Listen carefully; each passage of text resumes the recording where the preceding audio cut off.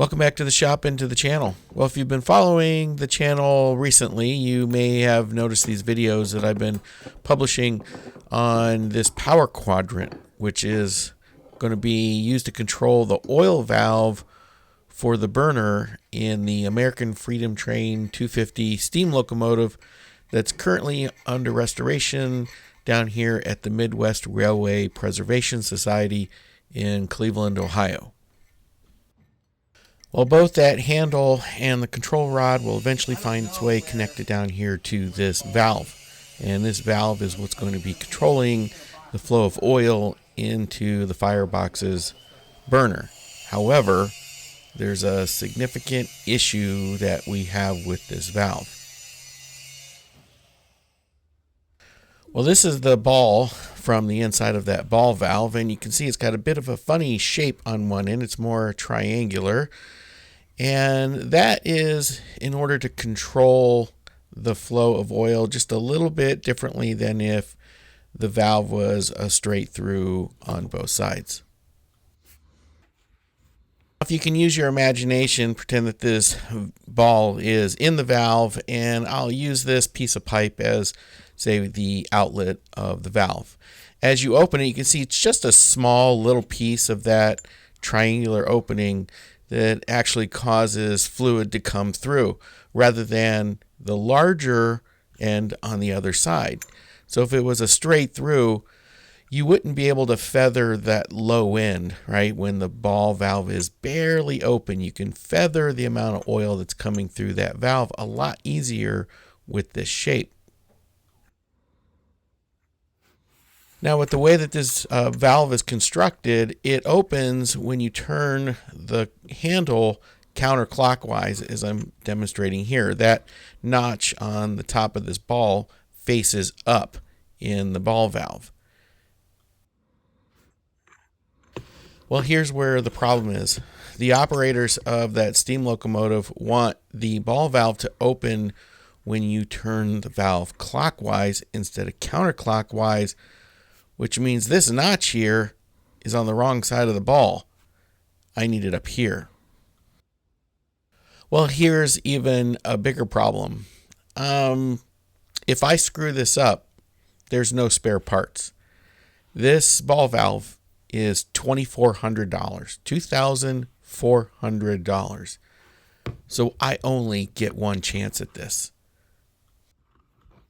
So my biggest challenge now is, how do I hold this thing so it doesn't move, so I can mill that keyway and not waste $2,400? And who knows how much time it would take to get a replacement. Now, unfortunately, there are no other options.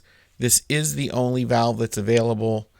There are no spare parts, and I just have to work with what I have. I do want to take some measurements and try to model the ball in Fusion 360, and that might help me come up with some kind of a fixture that I can use to hold this thing in place while I'm doing the machining on it.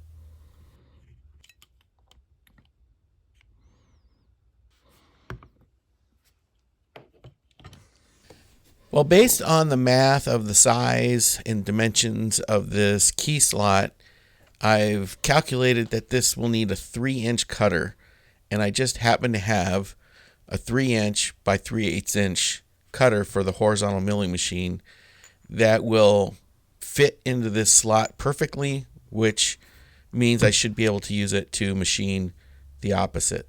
And it's pretty sharp. I see no reason why this won't work.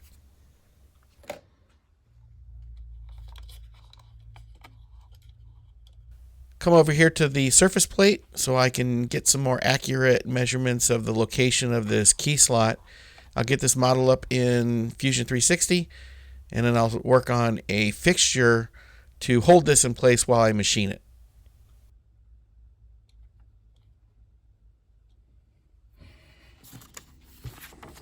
I drew up a fixture in Fusion 360, and I've got it laid out here on this printout with some dimensions. Just need to grab some material. Come over here into the scrap bin here. I've got this piece of flat bar that should work just fine for this. I just need to clean up some of the rust after I cut a few pieces off for the fixture. Well, there might still be a little bit of surface rust on these, but they'll be fine for what they're going to be used for, and it's pretty much going to be a one-off. Well, the smaller piece here is going to be the rear upright of the fixture, and I really don't need it to be too dimensionally accurate other than really just having some straight edges on the top and the bottom. And really, it's just the bottom edge that matters, but we'll go ahead and square up both of them so I can clamp it in the vise flat in order to drill a hole through it. Use a little bit of anchor lube here as a coolant and lubricant. Really enjoying this stuff and how it doesn't smoke up the shop.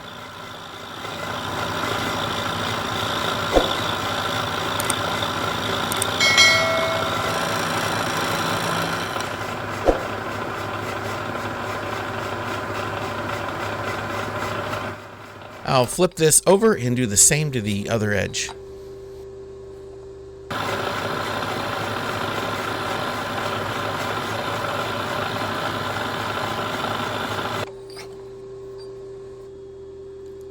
I'm going to swap out the end mill now for my drill chuck because I need to drill a hole in the middle of that plate.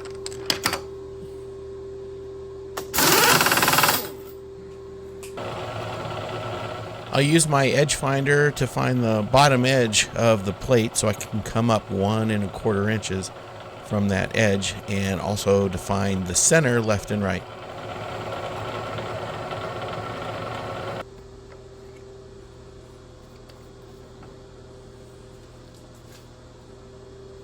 I will start with a spotting drill as usual.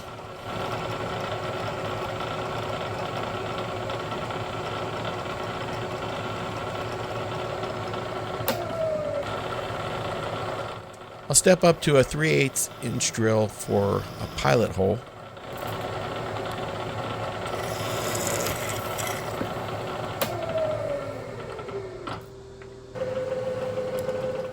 And then finish off the hole with a 5/8 inch reduced shank drill.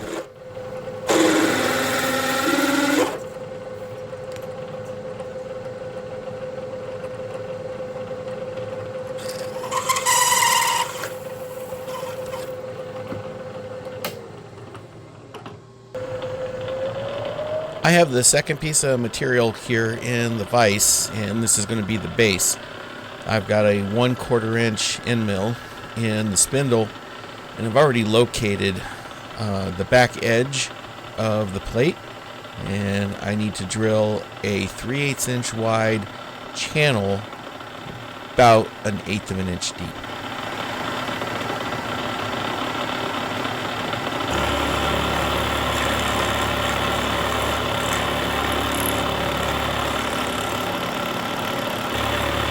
I'll take this first pass at about 25 thousandths depth of cut. This end mill doesn't seem to be cooperating. It seems to be almost like it's not cutting, like it's not sharp. I'll see if I can't get through this here. I got a little more anchor lube on here. Maybe try to cool this down. Use a little air to blow the chips away. Maybe this will help. But I have the feeling this end mill is junk.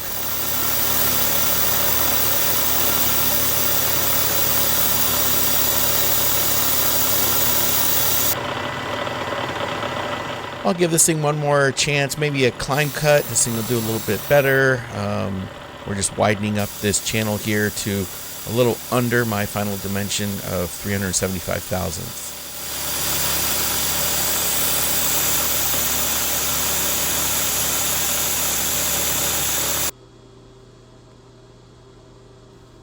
Since I'm a glutton for punishment, and this really is just a fixture, I'm going to make this last 10 thousandths pass here with this end mill before I swap it out.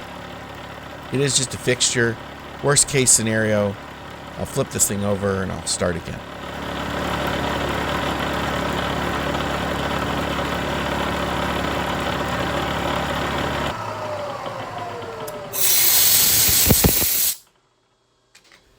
Now I'm pretty sure this end mill is junk, so we'll get it out of the spindle and we'll find one that's in much better shape.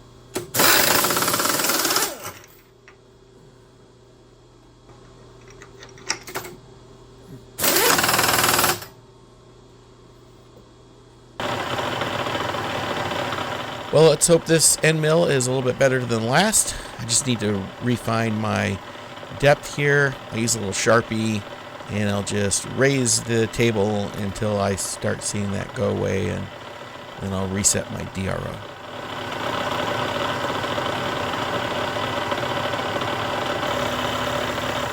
Yes, this end mill is cutting 100 times better than the other one. And so the question is, do I keep the other end mill and when I get a tool and cutter grinder working, sharpen it, or do I just toss it in the scrap bin? I think I'm going to vote to toss it in the scrap bin. I've got better things to sharpen than a 1/4 inch 2-flute end mill.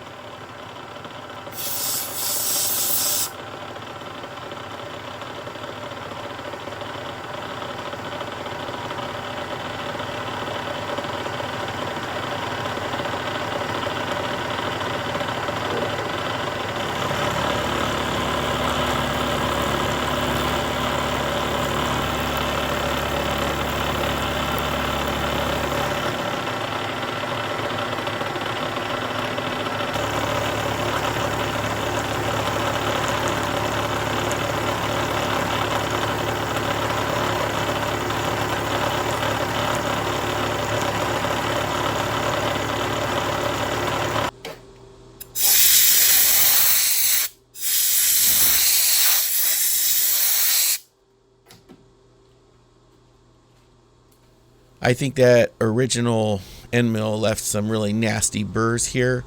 So I do want to deburr this slot a little bit and check the fit with the other piece of this fixture just to see how I'm doing on the width and whether or not I'm going to have to open up this channel a little bit more before I finish it off to its total depth.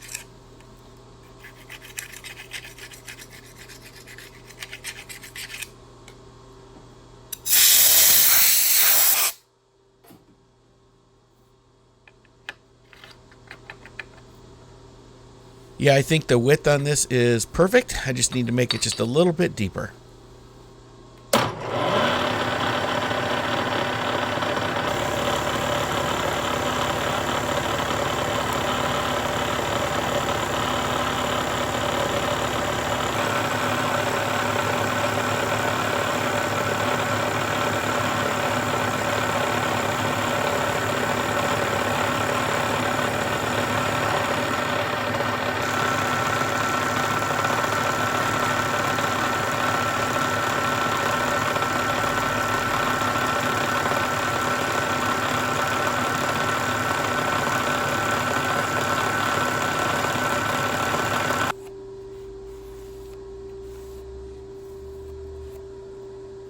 Get this cleaned off a little bit and do a test fit. Yeah, that's a little bit looser than I really wanted.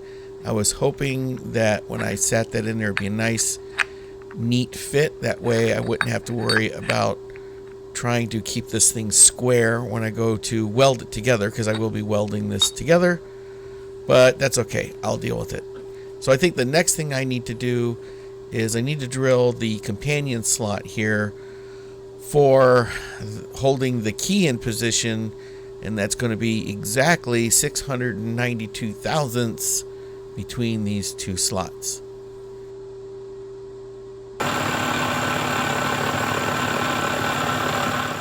And just a little rinse and repeat. Got a little anchor lube on here for some coolant, and I just need to make another slot exactly the same size as this one.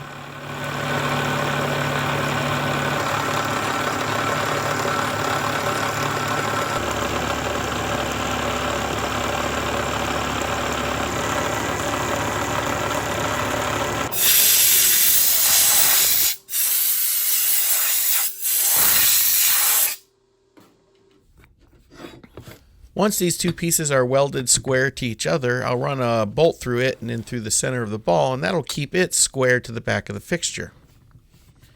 But I want to use this front slot to hold a key in which this key slot in the ball will sit.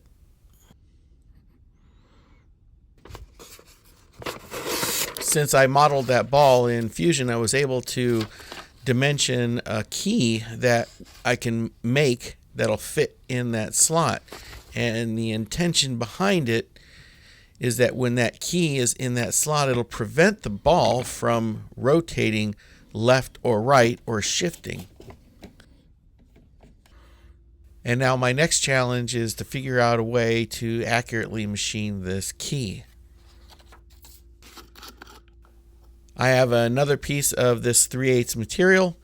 I'm going to put some blue Dykem on here just so I can scribe some lines, some guidelines for marking up how this thing is going to be machined out of this piece. Just going to roughly locate the center point of this piece of flat bar. And I need to find another spot here that's at least 1.5 inches down from the top edge. Using a center punch here just to locate that spot. It'll be a little bit easier to do the next couple of operations with a center punch in here.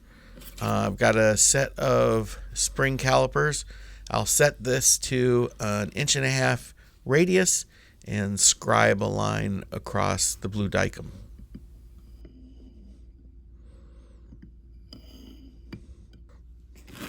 I am only going to need a piece of this disc that's about 700 thousandths of an inch deep, 694 to be exact. So I'm going to scribe a little mark here and square up a line that's about 700 thousandths from the edge of the arc. And this is what I want to cut out of this piece of steel. Well, I have my 9-inch Troike rotary table mounted to the mill, and this will be my first real project with this thing now. I'm going to use it to cut out that segment of that steel plate.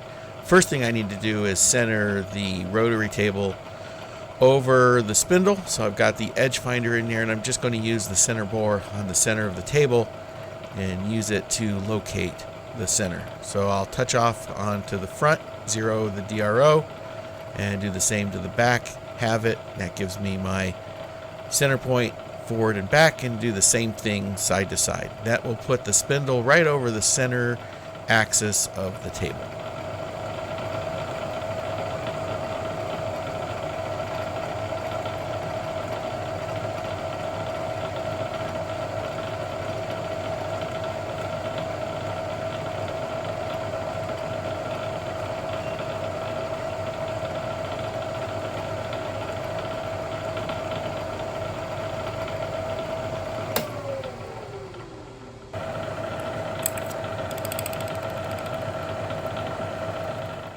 I'm going to use the wiggler here to help me locate that piece of sheet steel so it is clamped down in the right position on the rotary table.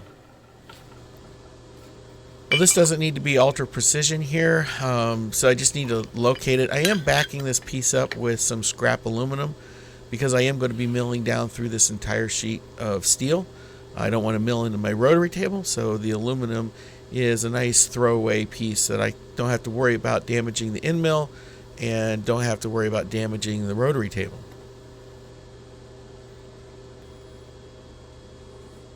With my center punch now located under the spindle, I'll use some toe clamps now to clamp these two pieces of material down securely to the rotary table.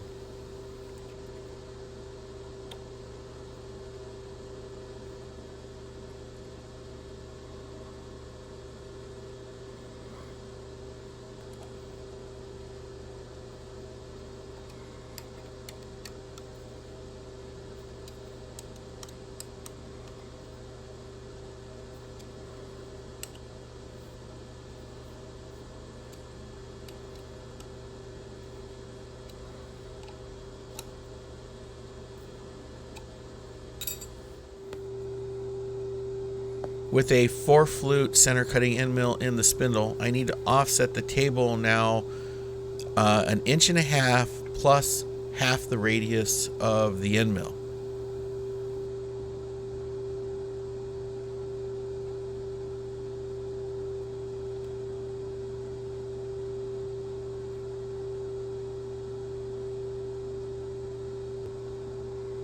I'll lock the table now into position so it can't move and do a little bit of a bozo check without the spindle turning, just to make sure that that end mill is going to clear those toe clamps.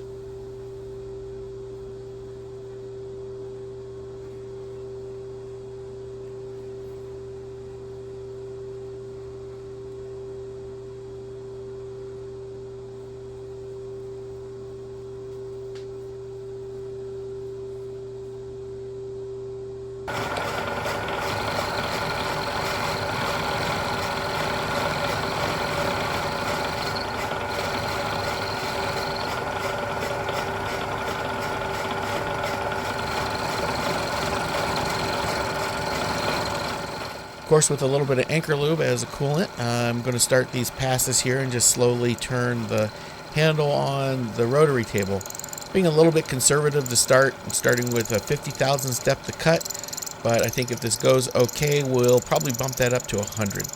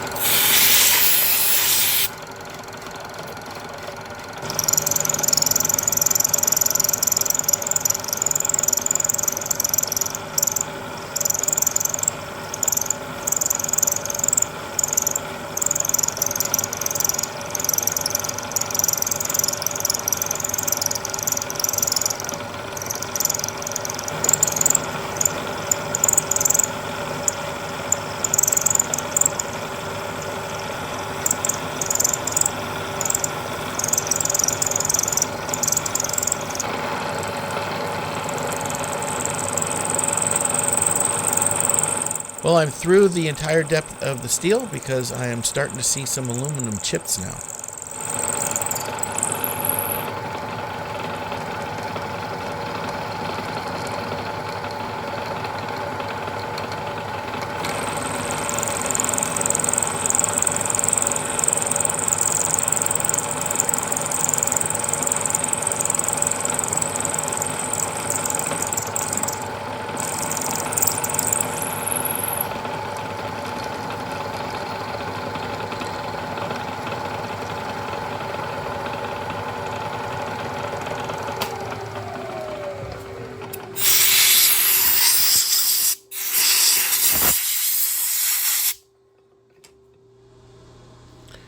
Well, now that I have that arc cut out, I need to move the table back now 695 thousandths plus the diameter of the end mill.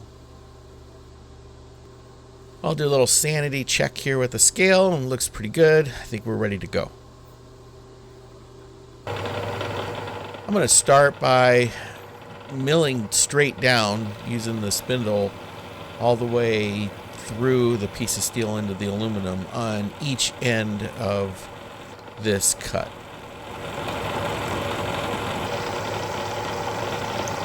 Now I'll just mill between those two holes 50, 100 thousandths deep at a time until this key is free from this sheet of steel.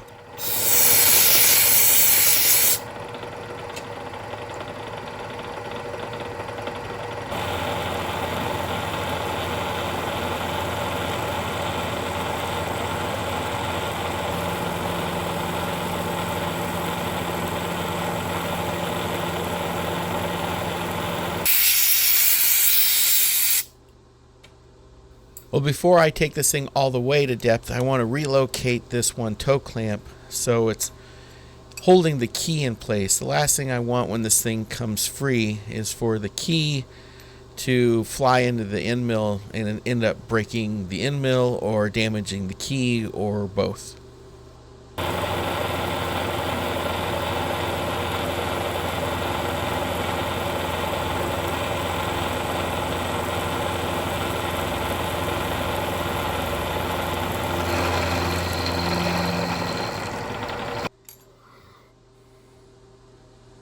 Well, you can never have too many clamps, so I'll relocate this one as well.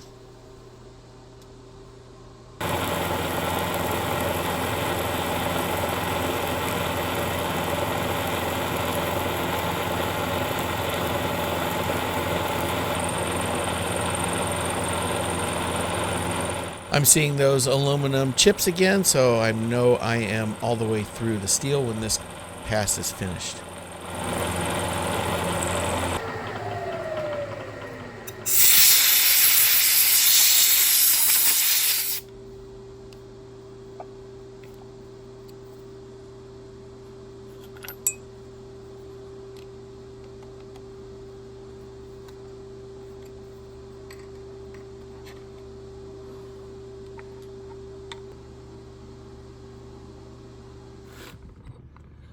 Now this might make a little bit more sense with that backrest and that key. Once those are welded in place, you can see how the existing keyway in the ball will rest on it, and I'll be able to bolt it to that backrest.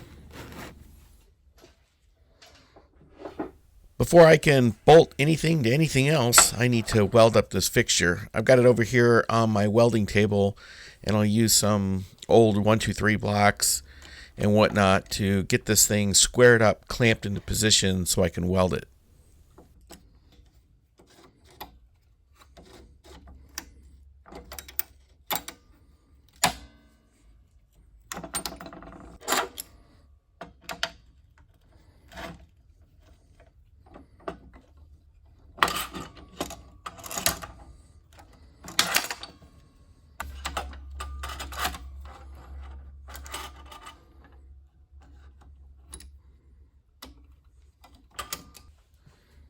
I'm using this machinist square here to see if this backrest is in fact square to the base, and it's not. So I need to loosen these clamps and make some adjustments. I really need this to be as perfectly square to the base as possible.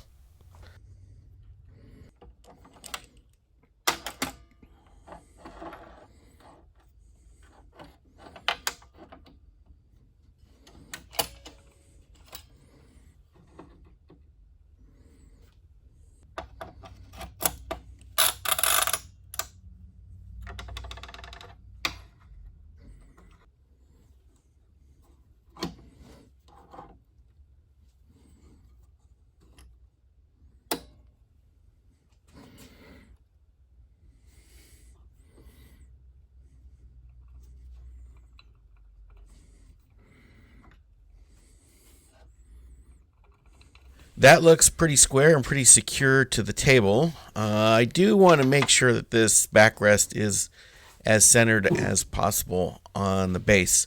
So I'll just use a scale and I'll get it close. If it's off by a few thousandths, it's no big deal, but I do want to get it close.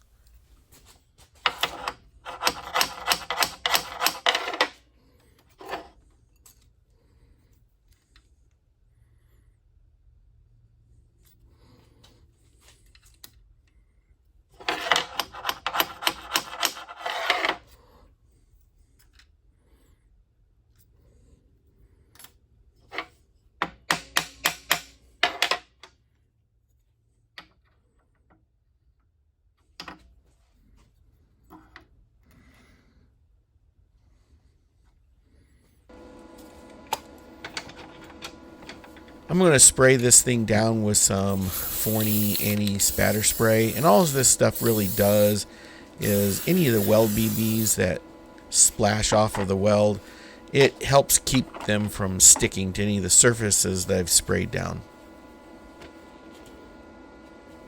I'm just going to weld this in a few places. I'll put a tack on each end just to hold it in position. Yeah, it looks like maybe my weld prep wasn't all that great. There's some porosity in there, but again, it doesn't really matter here because this is a very temporary fixture and it just needs to be strong enough. I don't need to fully weld this thing all the way around. A couple of tacks in each end, and we'll throw some welds down the back and inside corner, and we should be good.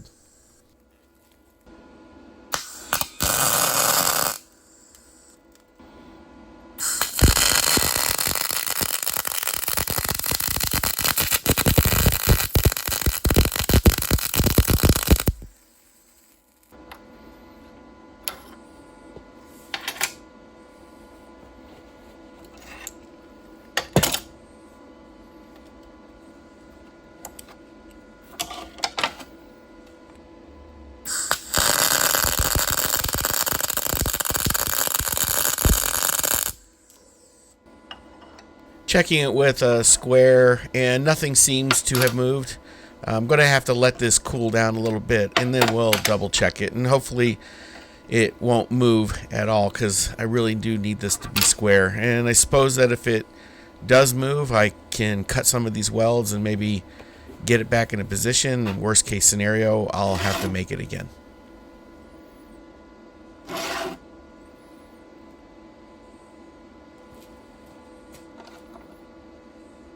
Next thing I need to do is weld in the key, and again, this doesn't really need to have a whole lot of weld on it, so I think I'm just going to tack weld it on each end. I do want to make sure that it's centered again on that base, and that'll ensure that it's centered over that hole, but it doesn't need to be perfect. If it's within 10 thousandths, 20 thousandths, I should be good, and I can see that on the scale if it's close enough.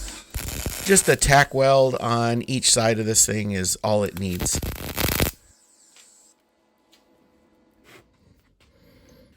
And maybe this is, again, starting to make a little bit more sense. This ball will sit down on this key, and I need to bolt it now to that back shelf. But in order to do that, I need something on the front. So I've got this piece of scrap here that just happened to have a hole in it at the right spot. And I think I'm just going to weld that to the base.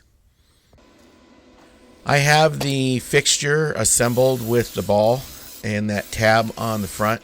I'm going to really soak it down with some of that anti-spatter spray, and I'm going to cover it with a rag in hopes that I don't get any BBs on this ball. Again, I can't replace this ball. There's no place to buy one. So I'll just put a couple of quick tacks along the front here, and that should be good enough to hold this tab in position.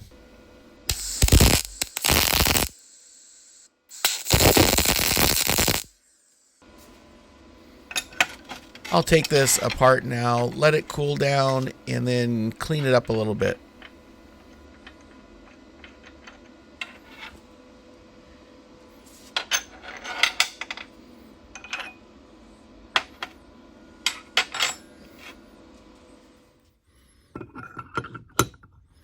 So even though I've got this backrest and the front tab and the key and all that, I still don't think that this thing is constrained enough.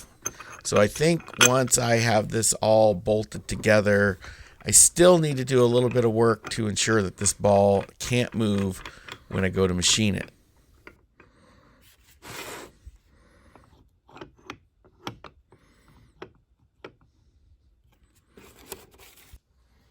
Once I get this over on the horizontal mill, I think I'm going to take a couple of 1, 2, 3 blocks or something like that, and then maybe some toe clamps. And that's what I'll use to not just clamp down this fixture, but maybe those toe clamps could also be used to keep the ball from shifting left or right.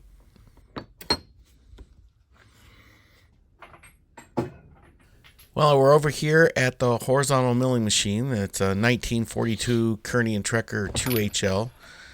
And I've got an arbor here in the spindle, and we'll get this thing set up with some bearings and spacers, as well as that 3" by 3/8 of an inch milling cutter.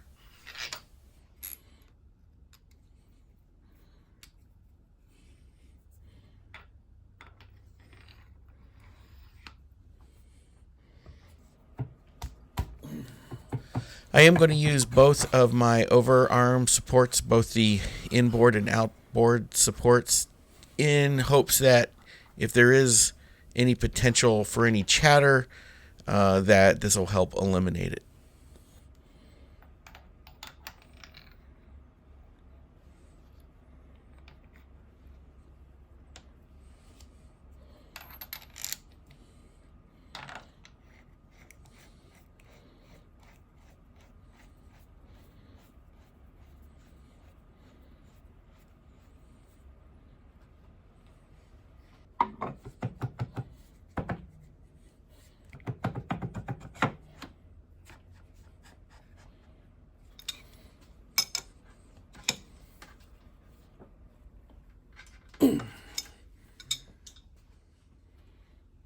I've got the fixture over here on the table.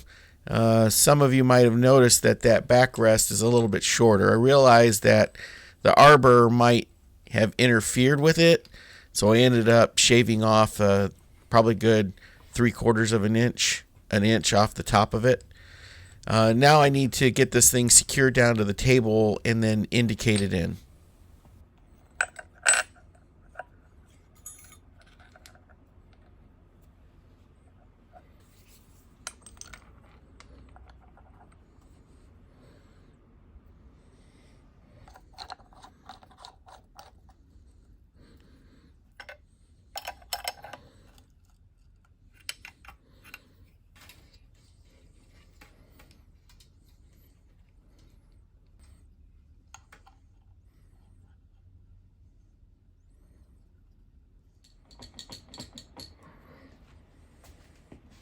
I have a dial indicator mag down to the knee, so I just need to traverse the table back and forth and start tapping this fixture into position.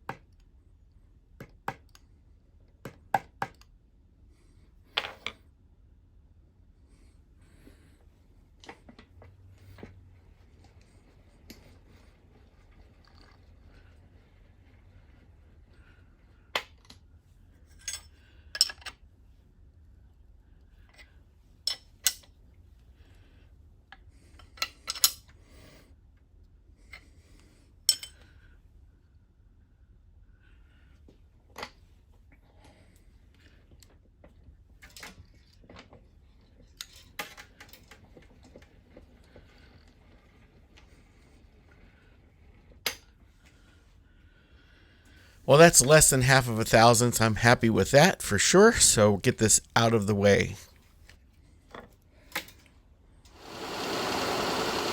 I need to locate this milling cutter with the back of this backrest. So I'm using the paper technique here, where you use a sheet of paper between the cutter and the thing that you're trying to get close to and slowly bring it in. And when it rips that paper out of your fingers, you don't hold it very tightly, you know you're within a few thousandths from that surface.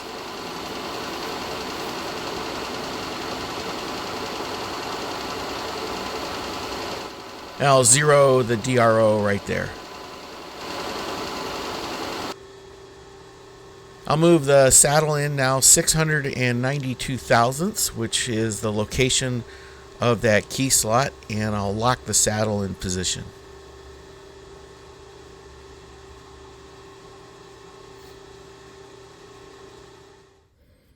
With the saddle in position, I can now slide the ball in and get it bolted to the backrest and that front tab.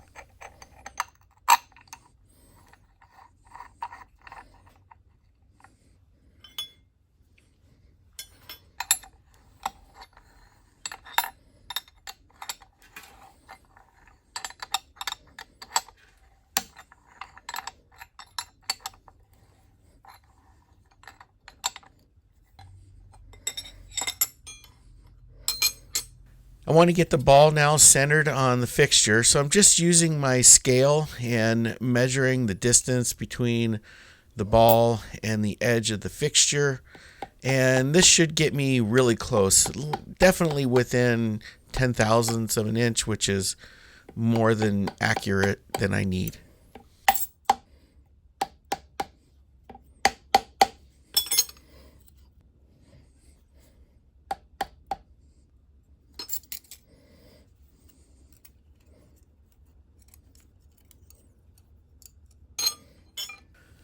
Tighten this bolt down now all the way and double check the scale just to make sure that it hasn't moved.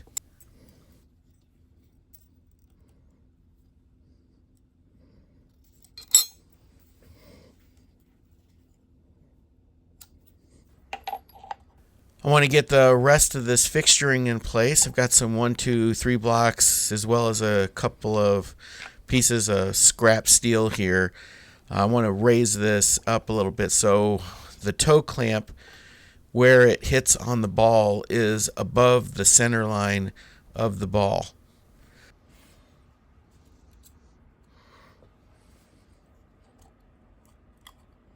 I also have some brass shims I'm putting in front of the toe clamps, and that's just to keep it from making any marks on the ball. And the point of these is not to just keep the ball from being able to move left and right. It probably won't. But because it's above the center line, it'll keep it from lifting. If those cutting forces on that milling cutter try to lift the ball up, these toe clamps should at least prevent that.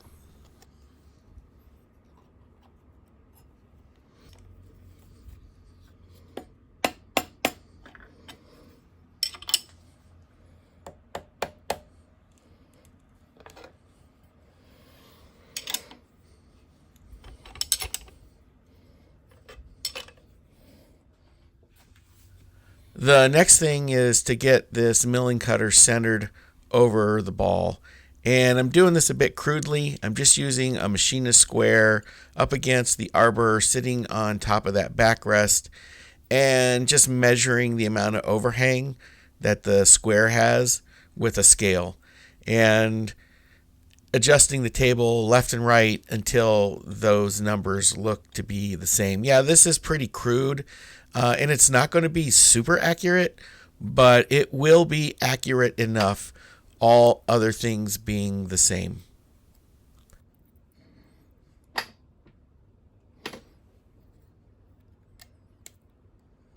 One last check here with the scale to make sure that this thing is as close as it can be to center, and I'll lock the table in position.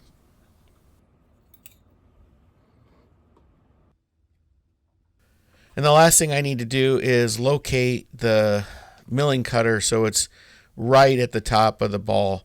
I've got some blue dicum on the top of the ball, and I'm just moving this thing back and forth by hand as I raise the table up just until I see a little bit of that blue dicum scratch off.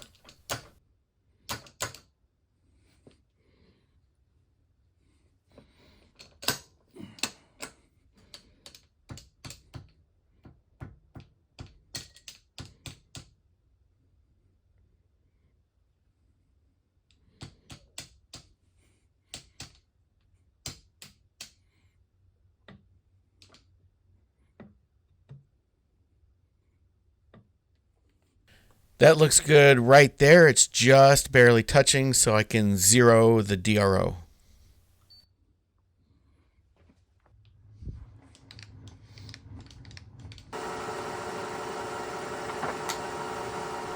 Well, we'll get the spindle moving here. I'm being fairly conservative on RPM, although I don't remember exactly what I had it set for, but it was, like I said, fairly conservative considering the allowable feeds and speeds. And I'll also bring in the oil pump to make sure I've got a good flow of cutting oil across this.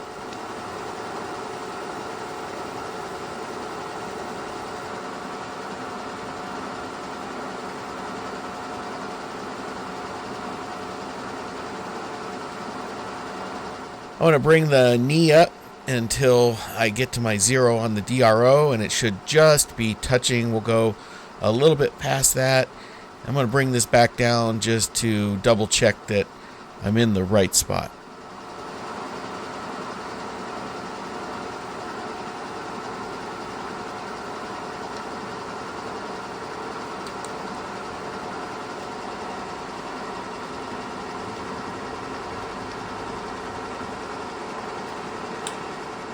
That looks really good. It's nice full width mark. I think I'm right on the top. I couldn't be more than 10 or 20 thousandths off if I'm off at all. So I'll raise the knee back up here, and I think I'm going to engage the power feed and let this thing chew away at this ball. Fingers crossed.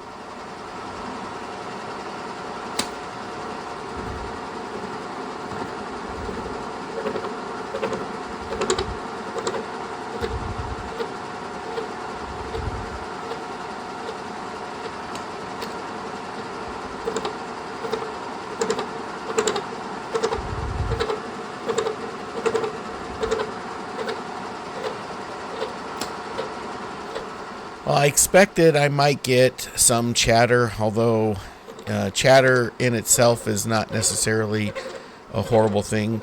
I am putting my finger here on the ball just to see if I can detect any kind of movement. Again, I'm not too worried about chatter here because these are not going to be surfaces where anything's going to be moving on them.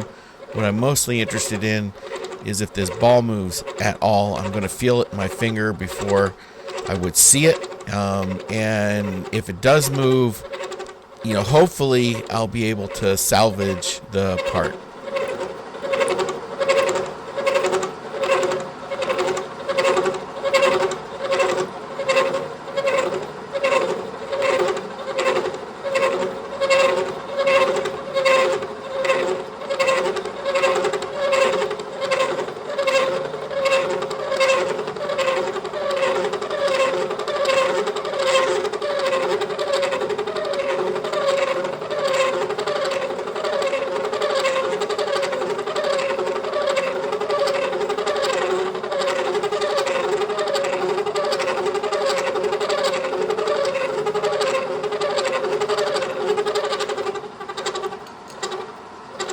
I'll stop the power feed before it gets all the way to my target dimension and feed the last few thousandths by hand.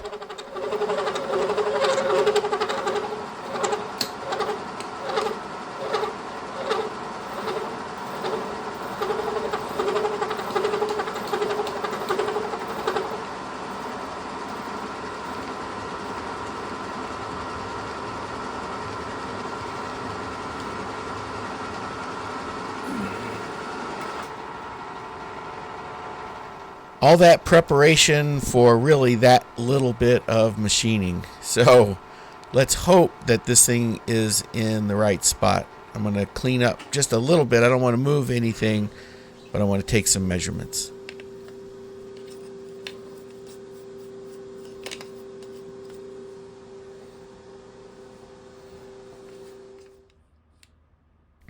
Well, if I do the math, the length of this key slot should be around 1 inch 320 thousandths, and looks like we're at 330 some thousandths, which is perfect. I don't think that could be any better. The width came right on target, so I'm pretty happy with that.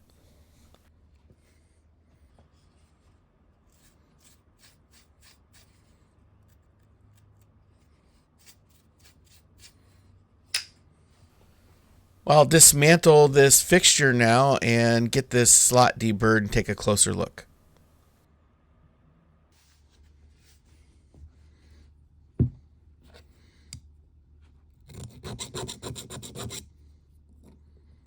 I have a small file here. I just want to take off the sharp edges on this keyway. It left a few burrs, especially on each end.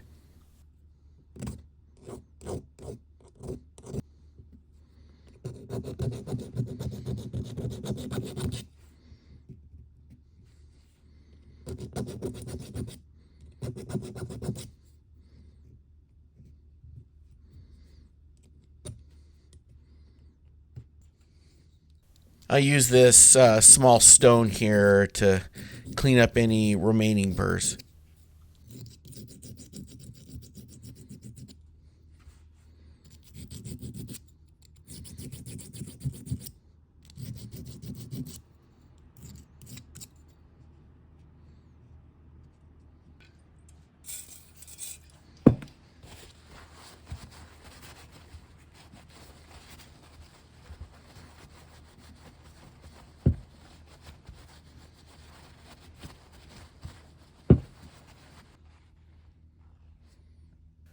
Well, it looks pretty good. So really the next thing I need to do is get this out to the roundhouse and get it installed in the valve and see if it actually valves.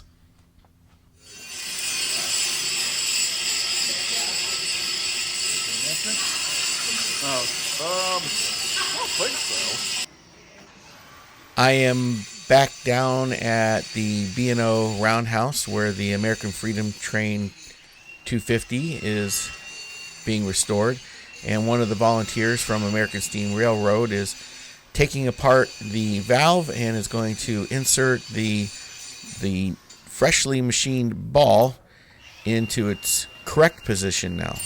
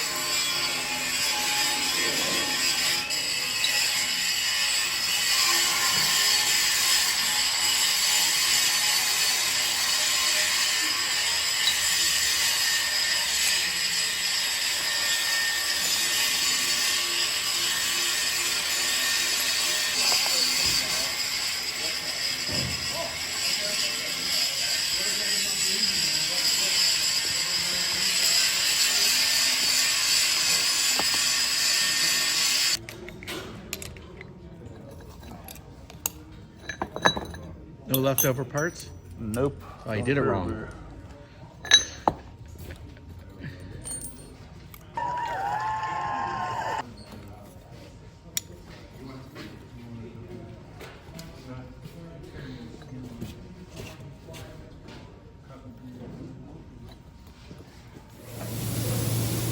Well, it's been a couple of days since that valve was put back together, and we're up in the cab of the locomotive here. You can see where the power quadrant, the handle, and everything has been installed. And down here below the cab is where that control rod comes and meets the valve. So all this is together now. If I operate this handle up here, you can see the valve is moving down below. Now there's still some more work to do to secure all this piping and everything into place, but we are that much closer to getting this thing fired back up and under steam.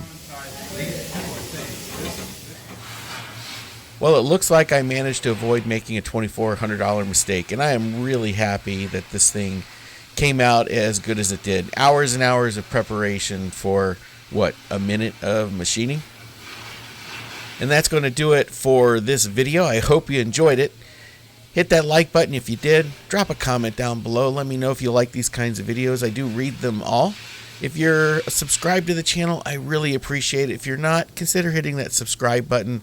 It really does mean a lot and helps the channel grow. And a special thank you to those that have supported the channel either on Patreon or PayPal. Thanks for watching, and we'll see you on the next one.